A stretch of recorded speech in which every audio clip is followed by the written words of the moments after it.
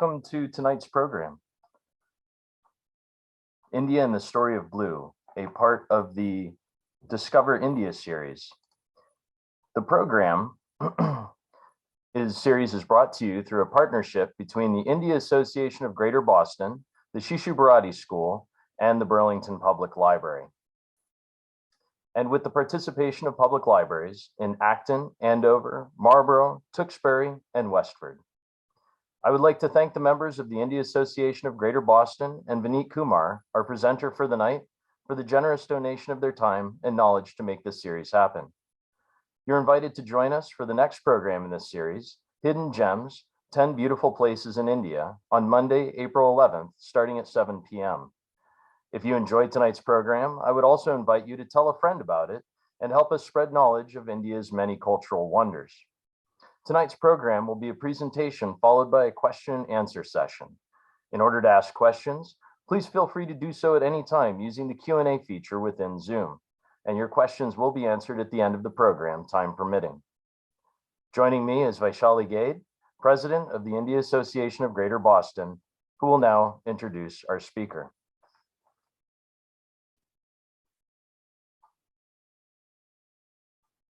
Thank you, Mike. Thank you so much. Hi, I'm Vaishali Gade. Good evening, all. A little about IGB. IGB is one of the oldest organizations in New England area for Indian Americans to foster social, cultural, and community presence in New England area. We always strive to unify this diverse culture of ours here in America. IGB, in collaboration with Shishu Bharati, an elite Indian language school and culture school here in New England area, the Burlington Public Library, and Indian Consulate General of New York are proud to bring a first-of-a-kind Discover India series. Before I move forward to introduce this evening's speaker, I would like to express my immense gratitude to Shishu Bharati and my good friend Sheshi Shomapuram for all their help in making it happen, and also to Burlington Public Library and Michael Wick for making it available to many library patrons and to many other libraries, as well as helping us through many of the hurdles that we face through bringing this series on the Zoom webinar. Okay, now a little about Vineet Kumar, our presenter for tonight. Vineet Kumar lives in Lexington, and on Sunday mornings, you'll find him teaching Indian culture at Shishu Bharati. One of his hobbies is writing children's stories. He also enjoys volunteering for the community. Though he calls himself a curiosity geek, each one of my conversation with him has been interesting, more and more thought-provoking, and super engaging. I'm confident you will thoroughly enjoy this virtual journey to India to understand the story of Blue with Vineet Kumar. Vineetji, take it away.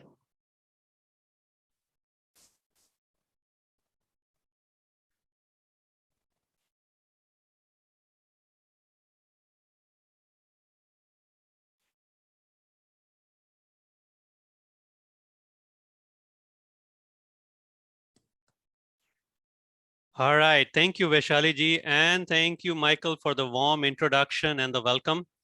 My name is Vineet Kumar, and first of all, a good evening to everybody, or good afternoon if you are joining this session from elsewhere within the United States. So I'm very excited to present to you the first of many presentations as part of the Discover India series. And today, my goal is to share with you the topic of India and the story of Blue. Now, normally, if you are not doing it on Zoom, I will reach out to the audience and ask everybody, is everybody ready? So even though I can't hear you, just shout out yay, and then we shall go on to the next slide here. So welcome again to India and the story of Blue. So what exactly do we want to accomplish today? I kind of set out a couple of goals of our conversation today. First of all, I hope you will get to listen to an interesting story, and that will take you on a figurative journey to a distant land, that is India. I also like for all of us to recognize that every corner of the world can give us something beautiful. And that is all the more motivation for all of us to embrace diversity. And that will be apparent as you hear this interesting story today. And also, we all need to realize that as humans and as cultures from around the world, we are all interconnected. And how we always underestimate the level to which we have always been connected together. So I hope we can realize that as part of today's presentation. And lastly, have some fun and take away a couple of tidbits of information or something memorable that hopefully you will remember even 10 years from now. And if I can accomplish that, I would be very happy today. So let's get on with it. Since we're going to be talking about colors, I thought I would start by asking a little bit or telling you a little bit about my impression of what do we mean by colors. So we talk about red and green and pink and orange. What do we mean by colors? Well, colors is the magical thing that happens when light reflects from an object and enters your eye, and millions of nerve cells fire off and tell your brain that, hey, you're seeing something green or you're seeing something yellow. So it is something quite magical. And Sir Isaac Newton, he was a scientist.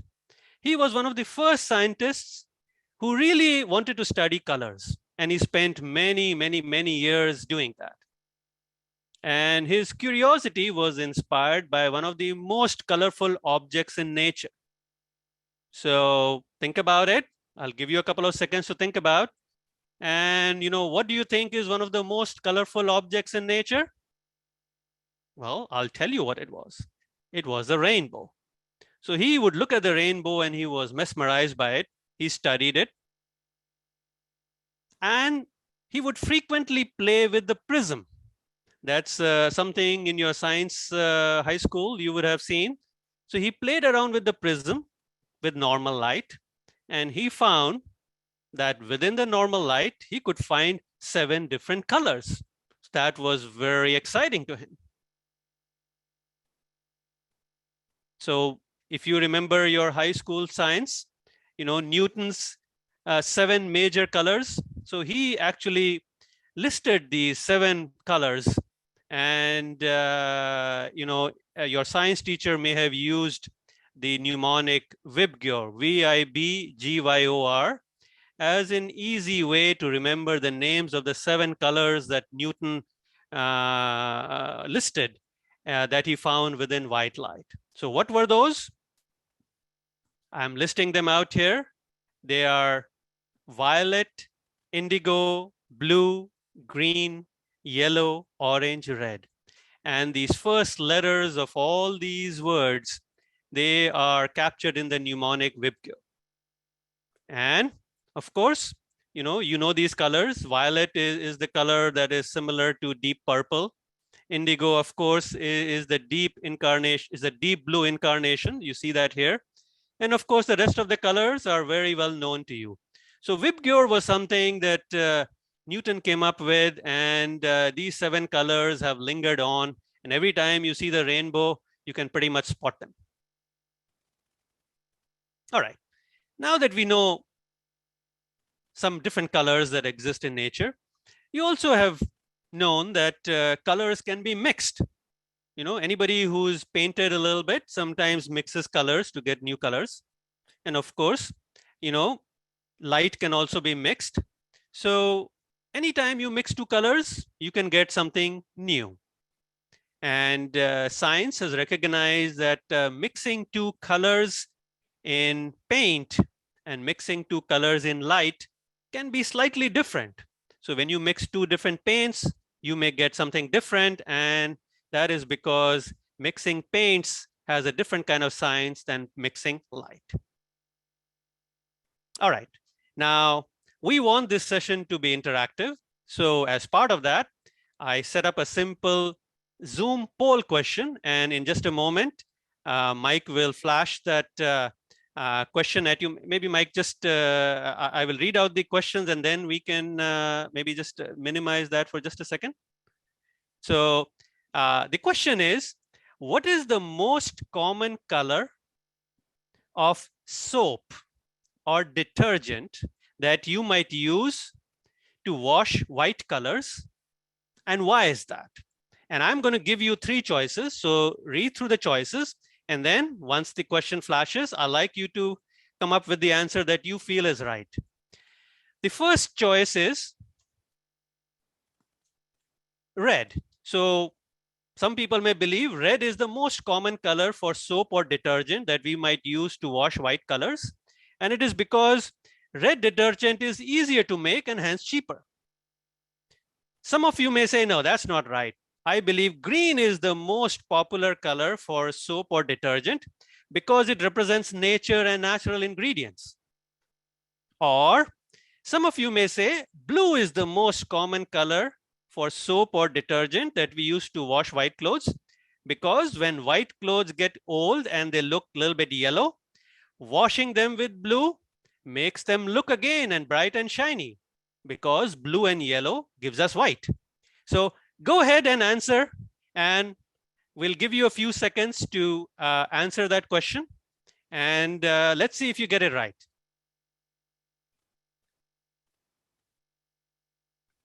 So Mike, please do monitor as our smart audience comes up with the right answers. Let's give them a few 10, 20 seconds so that they can answer in their answers, A, B, or C. And then we'll do a quick countdown. And let's do a quick countdown. So I'll count down from 10, 9, 8, 7, 6, 5, 4, 3, 2, 1, 0. So hopefully everybody is locked in their answers. And Mike, can you close the poll and see what everybody came up with? Oh, wow. Looks like 93% of people say it is blue. And that is the right answer. So I know our audience is very smart. That's exactly right. Blue is the most popular color because for detergents, because blue and yellow gives us white. And as white clothes get a little bit older, you wash them many times, they turn a little bit of yellow. And then when you mix blue with it, you get it bright white again. So awesome. So I know our audience is very smart today. Let's keep going. All right.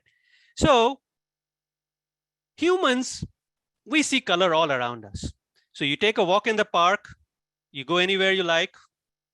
For hundreds and thousands of years, we have seen all kinds of bright colors around us. For example, in the garden, you might see red and yellow. Those are very popular colors for flowers. You can see green leaves and plants. And of course, you can see the bright blue sky. So no matter which way you turn, there's all kinds of bright colors all around you in nature.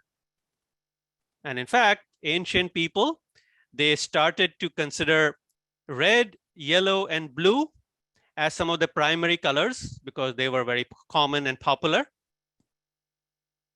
And also you can imagine when ancient humans, they walked around, they saw all these colors, they would inspire them. So if they saw something red, they would come home and they say, hey, I want some red in my life. Maybe I'll paint my house red. Or if they saw something yellow, they might come home and say, hey, I want to have a yellow colored tablecloth on my table. So colors have ways of inspiring our day-to-day lives. That makes sense. So let's take an example of this very same specific topic. And this has to do with clothing. So if I were to look at ancient clothing from many, many, many years ago, 1,000, 2,000 years ago, and while I never lived 2,000 years ago, I got some old pictures from the internet, and I'm going to show you a few pictures of people's clothing from, a couple of thousand years ago. So let's take a look. So here's one. Here's another one. Some more. Some kids' clothing. A knight. And some other garments. Now, take a moment to look at them very carefully. And I'm going to pose a question for you. What color amongst all of these seems to be missing? Now, you look around and it's quite clear that there's one color missing from all of this. Perhaps you guessed it right. It is blue. And now I want to ask the question, why is that the case? Why is blue missing from all these colors? Let's take a look. So the story is, ancient humans found many sources and ways to make colors like red, yellow, green. And with these different colors, these pigments, these dyes that they could get of various colors, they would use them in their homes, excuse me, in their daily life for coloring, for painting their homes, even for makeup, or even designing colorful clothes. And these red, yellow, green pigments, they would get them from nature, from minerals, from rock, from various places. Except for thousands of years, blue color was missing in everyday human life. People could see blue all around them, but there was no blue in the lives of everybody because they couldn't find blue colored pigments everywhere. And just to kind of highlight how life would have been if you did not have any blue color in your life, think about it. You picked up a box of paint and many colors in there. You see all the colors, but no blue. You want to go and paint something blue in your home, there is no blue. You wanted to get a blue colored dress, sorry, you could have red, yellow, green, but no blue. And to make that even more conspicuous, I'm going to share an example below of something which has many colors and see what happens if you change the colors slightly. So what I'm showing here is a picture of a beautiful peacock. Peacocks are very common in India. If you go to certain gardens, you will see peacocks wandering around. And it's got all the colors. It's got green, it's got yellow, it's got red, it's got blue. Now imagine a painter, a master craftsman, wanted to paint this picture, and he had all the colors, but he had no blue. So let's take a look at a peacock who's lost its blue. This is how it would look like. So what do you think? Does this look as attractive as real life? Just to kind of show you side by side. What do you think? How would life be if suddenly blue were not available to you? I would say your life would not be as bright if there was no blue in your life. So, okay, that just highlights the conundrum, the challenges that people for hundreds and thousands of years had. They had all colors, but they had no blue. And then something wonderful happens. Some magic happens. In India, people with some clever thinking and some discovery, they finally discovered how to get blue pigment. In many of the Indian dialects, it's called Neel. It is a very deep blue color. And I'm showing you a picture of how this looks like. So you can see it's a very deep blue. So people in India were able to figure out how to get it. And this happened maybe a couple of thousand years ago. And I would say that even though people figured out, it was a carefully guarded secret.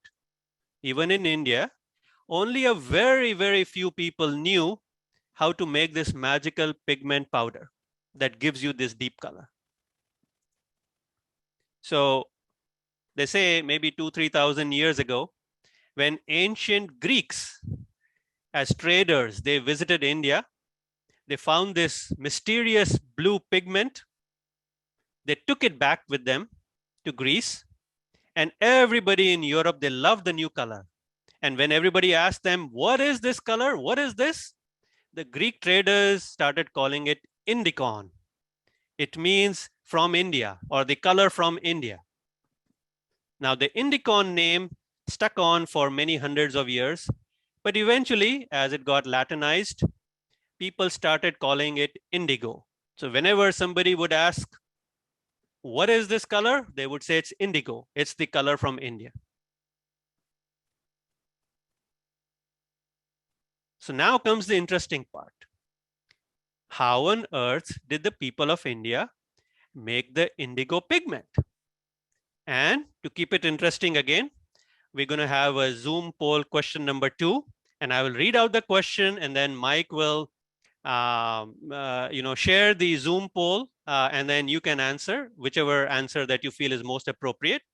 So the question is, how did the people of India, how did they make this indigo colored pigment or powder?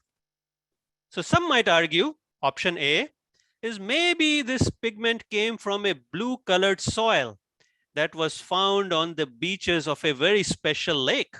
And that's how we got this color. Some might say, no, it actually comes from a tree called real indigo. And the third choice is, maybe it is mined from the deep caves, some special caves found in North India. So Mike, could you please activate the Zoom poll and let our audience figure out what is the right answer? So A is it comes from the blue colored soil found near a special lake. B is it comes from a special tree called real indigo. And third, it is mined from some special caves and the minerals from that are found in North India. So go ahead and fill out your, whichever option you feel is most appropriate. And remember, don't feel afraid. Whatever you feel comes to your mind. And we'll give you 10-15 seconds. And I'll maybe do a countdown here. So 12, 11, 10, 9, 8, 7, 6, 5, 4, 3. Lock in your answers. 2, 1, and 0. All right, Mike, let's see what the audience have to say. All right. So it looks like 68% of the audience, the largest by far of our audience, feels that it is mined from the caves in North India. All right, so let's close that and share what is the right answer. Well, the right answer is it actually comes from a tree, a special tree called real indigo. All right, some of you got it right, but that's interesting. Yes, it's a little unusual. It does come from a special tree. All right, let's keep going.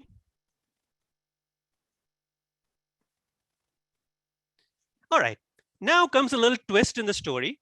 Now you know there is something called indigo, and I want to introduce the British traders. So in the 1600s, there were some British traders who came to India, and they also took back the indigo dye to their country, to Great Britain and to Europe. And when these traders took it back, everybody wanted more. And the best part was, by then, the indigo dye could be made into small cakes. You know, I see some pictures here. They are the size of maybe a small ball, a little bit smaller than a tennis ball, more like a ping pong ball. So you could make it into nice cakes, and then it's easier to transport them. So the British traders would take them as these mini cakes, take them to Great Britain, and everybody loved them. In fact, they loved them so much that the British traders, they tried to take the indigo tree, small saplings of them, and they said, well, let's take it back to Europe and plant them there. This way, we don't have to come all the way to India and get it from here. But what do you think? Do you think the indigo tree really did very well in Europe? Well, the short answer is it really did not grow very well. And the reason was the climate of Europe is relatively cold or cooler than India. And as a result, the tree would grow there, but you wouldn't really get the pigment that was strong enough to do anything with it. So as a result, the British traders kept coming back to India, and they wanted more and more of this indigo dye, this pigment. And in fact, they started coming in such large numbers. And when they would come here, others would look for other things. The British traders, they wanted to buy as much indigo as they could find. In fact, indigo was often called as blue gold. And the value of 1 ounce of indigo was more than 1 ounce of gold.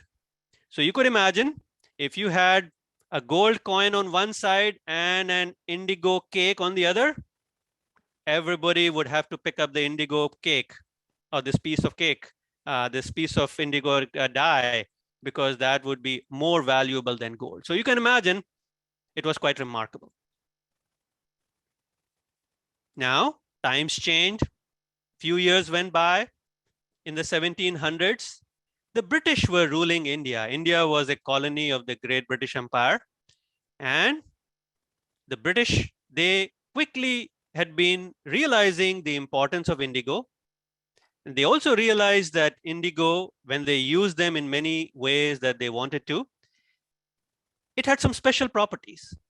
So while of course they could make great clothing. So for example, you see this lady here wearing a nice indigo colored dress. That was certainly one of the reasons why the British traders and the British citizens, they loved the indigo that they could get from India. They also realized this indigo was not just a dye, not just a color. It was something special. So let's take a guess. And all of our audience is very bright. So if I were to give you some 2, 3, just some hints, this is not a poll, but just I want to give you some hints and ask you, which of these do you think might be true about the Indian indigo pigment? Let me see if you can spot the special properties of indigo. For example, it was the only color at that time that would not fade in the sun. So you would wear this color. So this lady could wear this dress and walk on the sun and the color would not fade. As you know, in those days, if you wore something colorful in the sun for too long, the colors might fade away. But indigo did not do that. Do you think that is the right answer? Or indigo was so powerful that it could color any fabric. So whether you had a cotton dress, a silk dress, a woolen dress, or something else, it could dye or color just about anything. At that time, most other colors and pigments could only color cotton or only color silk, but indigo could do it for every kind of clothing. Or do you think this indigo dye was so special that even if you washed it many tens and hundreds of times, it would not fade away very easily? So these are some of the properties of something special. And if you had to guess, maybe in your mind, think about it. What do you think is the right answer? Actually, this question is a trick question. The answer is all of the above. So the British citizens and the normal people who would use this, they found that not only would it last forever for many washes, not forever, but for many washes, it could be used for any fabric and it wouldn't fade in the sun. So they really found this to be extra special. And one group of people who found it extra special was the British Navy. So then the British Navy, they had a problem. So, the Navy, the crew, the sailors, everybody, they wander around across the oceans and often they get wet, and seawater is salty and seawater is quite aggressive. So when sailors would get their clothing wet or with salt water, they would find that their clothing wouldn't last very long. But in 1748, the British Navy found that if you use the indigo dye, your clothing would last for a very long time. So wouldn't it be a great idea to use the Indian indigo for their clothing? And in 1748, they did that. So at that time, there's this famous picture of the Royal Navy, of the British Royal Navy. They picked a new color for their clothing, and that clothing was dyed with the Indian indigo. And they called it the navy blue. The navy blue stands for the blue that is used by the British Navy. And even today, many people look at this color and they say, hey, I want a navy blue colored pant or a dress or a clothing. So the navy blue had its origin in 1748 and became very popular. So what do you think that did to the demand for the indigo dye? Do you think people wanted more of it or less of it? Well, the answer is obvious. Once the British Navy started using lots and lots of indigo dye from India, the demand for indigo dye just shot up through the roof. Now, a few more years tick by. This is the 1800s, and the British were ruling in India. And their problem was, we want more. We cannot get enough of this dye. So one of the things that happened, unfortunately, is that the British rulers, they captured some land in the eastern state of Bengal. That's a state towards the east of India. And in the state of Bengal, indigo could be grown. It's a popular place to grow indigo dye. And the farmers there were told that please grow indigo trees and forget about growing rice and food. Now, you might say, well, some people would do that, but many other farmers wanted to have rice and wheat and other things to grow. But the British forced the farmers to grow only indigo. And of course, this led to some famines. And when there were famines, you cannot eat anything from the indigo tree, right? You need rice and wheat. So that caused a lot of problems. And when some of the farmers revolted, the British army would trouble them.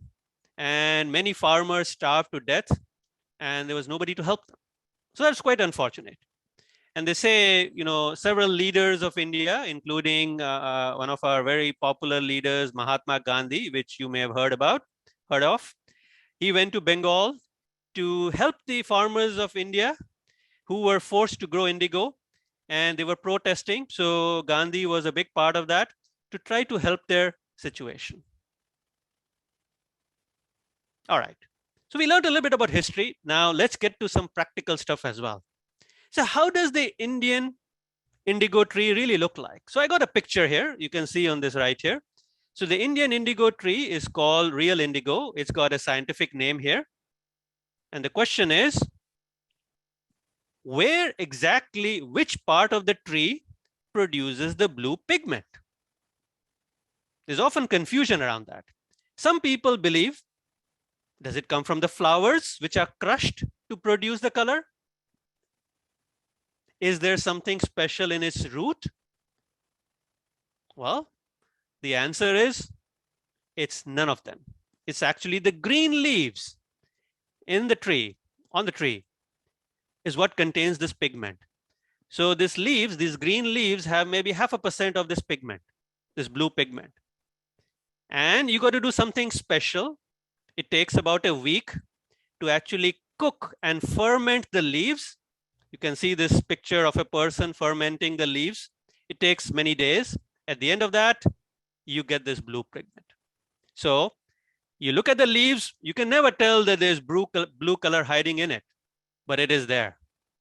And it needs a very special process to generate that. All right. So now demand grows.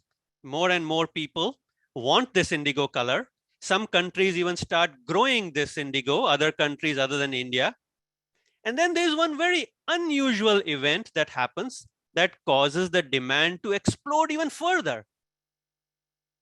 Very, very, very, very popular. And I like to give you a couple of seconds to think about it before I give you the answer. So what was that one event where the demand for indigo dye was already very high and then it just went through the roof? Can you think of something? So I'll give you a few seconds to think about it. Let me tell you the answer. It was the introduction of jeans. So in around 1880 or 1875, Levi Strauss created jeans. And guess what color he picked for his jeans? It's this very popular deep blue color. He picked blue denim for his jeans. And indigo colored jeans, these blue color on the denim came from using indigo. And it was very popular amongst everybody. The cowboys, the people of United States, everybody wanted blue jeans. And what do you think that did to the demand of the Indian indigo dye? Well, of course, it went through the roof. So demand is growing, keeps growing. So how did the indigo story end?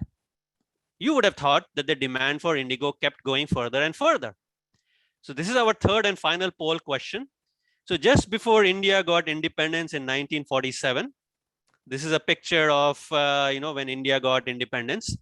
What happened? What changed so that the indigo demand changed dramatically? A, was blue color no longer fashionable? So the demand for indigo dropped. Or B, indigo became so expensive that nobody could afford it, so people stopped buying it. Or C, a German scientist discovered a way to make artificial indigo dye, which was just as good as natural indigo. So the demand for the Indian indigo reduced. So what do you think? So let's figure out. So Mike, do you want to populate the poll, please?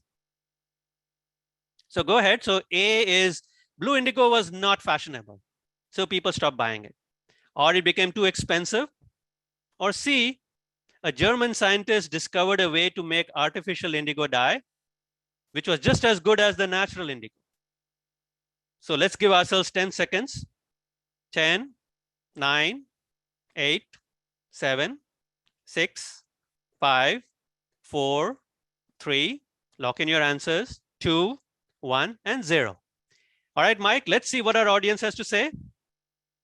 Wow, 94% say it was because a German scientist came up with the artificial indigo dye. You got it. That's really, really the right answer. So I'm impressed. All of you guys figured it out. So that is the reason why the indigo popularity started dropping around 100 years ago.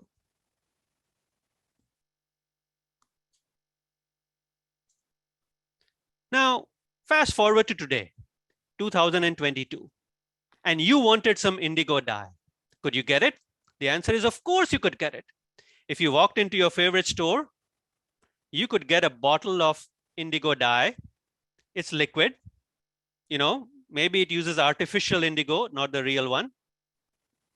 In India, sometimes you get boxes that look like this. They contain a powder. I'm not quite sure. It might be a mix of the artificial or the natural one. There are also other brands like Mrs. Stewart's, also which is a liquid that you can buy today. And as I was doing research, I found another very interesting bottle that you could find. It's indigo, it's natural, and it says natural hair dyeing. So what does that mean? People have figured out that indigo can be used to color your hair. And I show a picture here of something very popular. So here's a lady here who's used something called henna to dye her hair. And you can see the brownish color. And the same girl has used indigo to dye her hair. Now, her hair hasn't turned blue, but you can see it's turned a nice dark color. So indigo today is used heavily for people who want to dye their hair. But remember, indigo dye that you use to color your hair has always got to be the natural one. Do not use artificial dye, artificial indigo to dye your hair, otherwise your hair can get damaged. So one of the common uses of natural indigo even today is to dye your hair to get a dark color. So in summary, the story of indigo is very interesting. Indigo is a unique deep blue color that got its name from India. And in fact, Turkey and India are the only two countries to have a color named after it. India obviously is indigo, and Turkey has got the turquoise color that comes from Turkey. Indigo comes from green leaves of indigo trees. It needs a special recipe. And until 100 years ago, the Indian indigo was the best in the world and valued just like gold. And there was a high demand for it. And this was one of the main reasons why the British who were ruling India, they did not want to leave India because they felt they could make a lot of money by selling the Indian indigo. But today, artificial indigo is easier to get and cheaper and used by many people. And if you are wearing a blue pair of jeans or you have one in the closet, remember, it gets colored using indigo, but probably artificial indigo. And if you're using anything to dye your hair, remember, natural dye is better than the artificial one in one way, and that is if you want to dye your hair. So that is a short summary of what we covered today. And that brings us to the end of the talk. I hope you enjoyed India and the story of blue. I thank you very much for your attention, and I hope you got something useful out of it. Thank you. Well, thank you, Vineet. That was an excellent presentation. I learned quite a bit tonight. I really appreciate that. We do have a couple of questions. One of the questions was asking to see the indigo tree. I know that we saw the plant. I'm assuming it's a plant, not a tree. Is that correct? Yeah, it's like a bush come tree. I would say it's a pretty large sized bush. You could say almost like a small tree. And I think there are a couple of different kinds, but it's a good healthy size. Interesting. And I think someone else was mentioning color combinations. So if anybody has any other questions, feel free to ask in the question and answer section here. Oh, here we go. We have another one. What about the Phoenician blue dye? Was that indigo? It could have been. I'm not quite familiar with that. It's possible. I must admit, that's not something I have really researched very well, but I'll look that up. Now, one other thing just to point out. So I brought this little bottle here. I don't know if people can see it. This is how the bottle of indigo dye looks like. I got it from a local store. But remember, if you ever use it, don't pour a whole lot of it. 1 drop. That's about all it takes. It's very, very, very strong. Excellent. And there's someone who's asking, can you tell us a little bit about the process of how the leaves are processed actually to make the dye? So some of that secret yes. you mentioned. So I only know it a little bit, so I'm going to do my best to describe it. So what happens is they pluck the leaves and they boil it in water and they let it ferment. Ferment means let it rot. And as it rots, it stinks a little bit and it changes color a little bit. And then what happens is I think that goes on for several days. And then they add some chemistry to it. I think like lime or something else like that. And then rapidly that color changes and you begin to see some blue stuff coming out of it. And then, you kind of strain it or something like that. That's very roughly speaking how I believe it to be. But this is a little bit of a homegrown secretive process. So I'm only giving you the very basic steps here or something along those lines. Well, and an interesting question that follows up to that, that process, how do people discover that process or that the leaves contain blue dye, especially as green as they are? I'm sure it was accidental. I'm sure, as with anything that is unusual and interesting, somebody did something wild and wacky and something magical came out of that. And then it was a carefully guarded secret. Nobody knew about it. That would be my guess. And this has been in place for at least 2,000 or 3,000 years ago. So the exact origins of the person who first found it, nobody really knows. It's probably a family secret that probably grew over time. And so how do you make shades of blue? Shades of blue. So probably some mixing, perhaps. The typical cake or the powder is deep blue. And my guess is those who are clever, they probably can mix it. I think that would be my guess. We learned or we know that colors can be mixed to kind of create shades. And that would be my guess. I'm not a color expert here, but probably you mix blue with some other pigment and then you can get different shades. And what I believe is that depending on how the crop is grown, so this is grown, and if you had a good season, the color might be a little bit darker. If you water the plant too little or there was a drought, sometimes the blue will be a little bit lighter. So not every tree will give you the exact same color. So my guess is there's also shades of blue depending on where the crop is grown. It makes a lot of sense. So on to questions about Indian culture and the color blue. The question is, did Indians revere indigo as much as outsiders? Is it connected to Shiva being blue? Interesting question. I think in India, the blue was more common because it had been part of life. People knew it existed. Remember, in those days, if blue was very common in India, rest of the world had no way of knowing that, right? It's only when traders would come and take it back and they would say, hey, I found this magical thing. Then the rest of the world found it as a very rare luxury. As I read research, is what I found is royalty, kings and queens would be the only people who would say, hey, yeah, I love this color, where did you get it?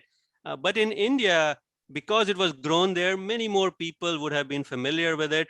So I wouldn't say blue was extra special, but it was just that it originated there and people would know it. And even old grannies would use a little bit of that when they would wash their clothes.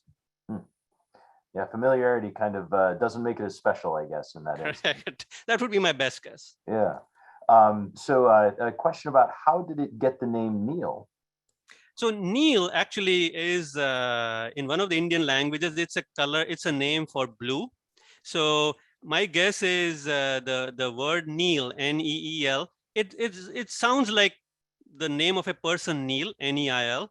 Neil is in one of the most popular Indian languages in Hindi. Neil means blue. Neela means bluish. So my guess is that would have been like a colloquial word for, that's what we would call it. That would be my guess. And we have one last question here. Might be too big of a question. It would give birth to other programs. How did they make other pigments?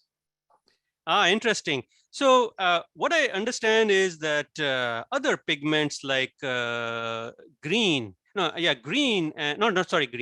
yellow and red were often extracted from flowers, natural flowers, like some pigments, yellow flowers are very common, red are very common. And I'm not quite sure exactly what flowers were used, but that's my best guess.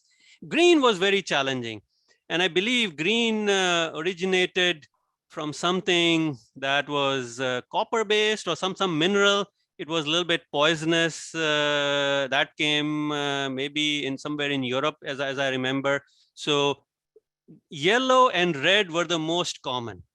Green was a little bit rarer, and blue, of course, was super rare. Excellent. Looks like there's one last question that came in, and then we can wrap up. It says the term royal blue was used when only royalty was allowed to use that color. So I guess not so much a question as a statement. Yes. Yeah. So I mean, the royal blue may have been a word coined or a phrase coined to kind of talk about the fact that only the very rich and very well-to-do people could afford dresses and clothing of that kind. But navy blue was something interesting that I found out. I actually until recently hadn't realized the origins of navy blue. But today, I know my kids, they go to a school, they're supposed to wear navy blue color for a certain occasion. I actually had no idea how it originated. So that's how the whole thing is connected. So actually, one of the things that I now recognize is many of the things that we think about that we are not aware of, you connect the dots and all of a sudden you see a picture and you say, hey, I know this picture. I know why jeans were very popular. And I know now that, that's why the indigo became very popular. And next time you have jeans, probably uses artificial indigo, but you can relate to why in those days, in 1870, if somebody saw a blue pair of jeans, they said, wow, this is the best thing since sliced bread, became very, very, very popular. Well, and in the COVID world of working from home, I certainly became more familiar with the blue jeans and whatnot. So, for sure. Well, thank you so much, Vineet. That was a wonderful presentation, and I'm looking forward to continuing our next presentation in May. So our follow-up presentation to this will be on Monday, April 11th, starting at 7 p.m. Rupesh Mathur is going to be giving us a tour of India, hidden gems, 10 beautiful places in India. So I hope everybody will be able to join us for that. If you'd like to sign up, please visit your local library or visit the Burlington Public Library at burlingtonpubliclibrary.org, and you can register for the programs there. So thank you very much to IAGB, all of our partners, and Vineet for the wonderful presentation. I hope everybody enjoyed it and has a wonderful night. Take care.